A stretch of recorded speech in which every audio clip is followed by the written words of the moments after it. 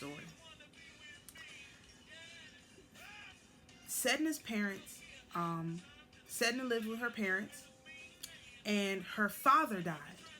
And it was just her and her mother living in a house. And once Sedna grew in age, now she was very beautiful, she was very nice, and pleasant to be around, and she was the best at everything that she did. Everything she touched turned to gold. And the mother, being from a society that values basically the selling of femininity via dowry or arranged marriages, she found a suitor who was willing to pay her price for her daughter. And Sedna met this suitor, and she told her mom to kick rocks. I'm not marrying him. And so they were from a very well-off family, and they had a servant that the mother treated like a dog. And so the mother said, okay, I'm going to leave my dog servant with you because that's all you deserve, since you don't want to go along with my plan. And much like our women, she fell in love with this dog servant because that's what we do. And she decided she was going to rehabilitate his image. And so in the process, she gets pregnant. And her mother is quite upset with her because first of all, she was supposed to marry this rich man who was going to basically set her up for the rest of her life so she could be much like Jezebel, queen, on her throne. But instead, she's with this servant boy, and she gets really upset. And so she loads the daughter up on a boat and takes her out to a middle of an island and leaves her there with no food and no resources and no nothing, pregnant. And so the servant dog, having compassion on, the love of his life, packs a pack up of food and supplies and swims across the water over to Sedna and gives her nourishment so that she can deliver healthily. So she does. She delivers her children healthily. So the mother, in her great, despair over what has happened, she's upset that Sedna's live. And so she sees the dog servant going to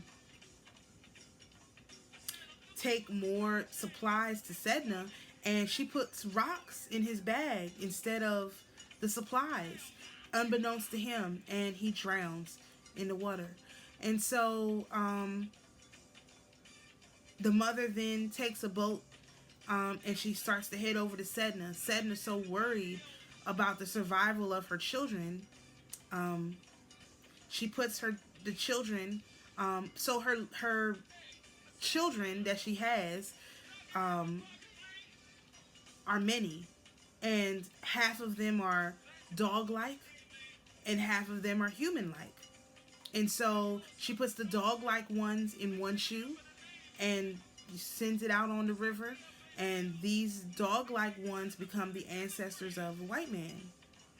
And she puts the human-like ones in another shoe and sends them out, and these ones become the ancestors of the quote-unquote Native Americans, the Inuits. And when the mother, before the mother can get to Sedna, a man comes by on a boat and, basically rescues her off this island. And so he tells her, if you'll be my wife, I'll take care of you. And she agrees. And so he begins to pedal the boat. And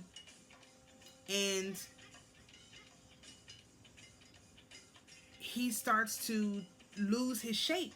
And so he goes from being a regular human, much like she was, to having a bird head. And so she's okay with this. It doesn't bother her so much. They get back to his nest in his secret island, wherever they go, and she bears him a son.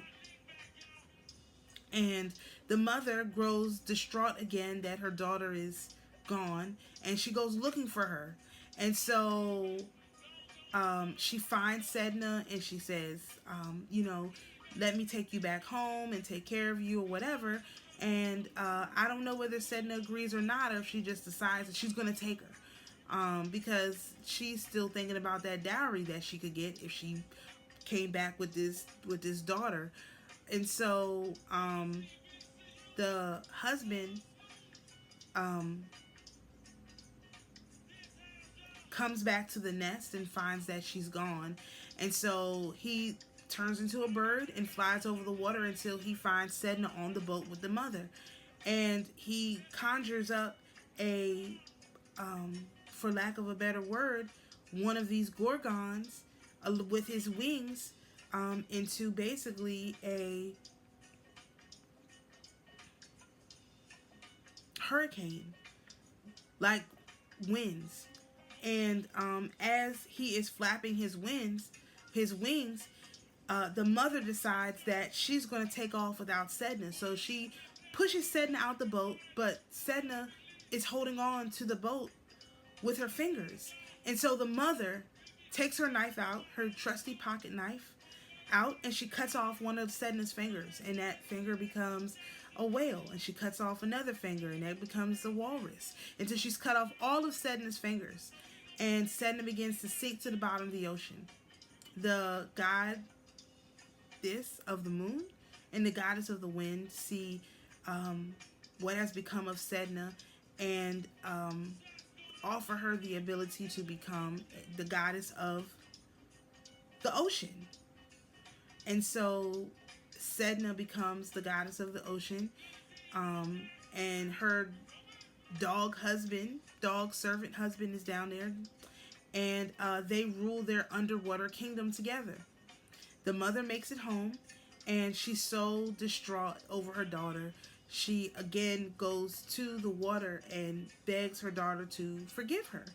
And the daughter does indeed forgive her and brings her down into the kingdom that she's ruling with her dog husband, her servant husband.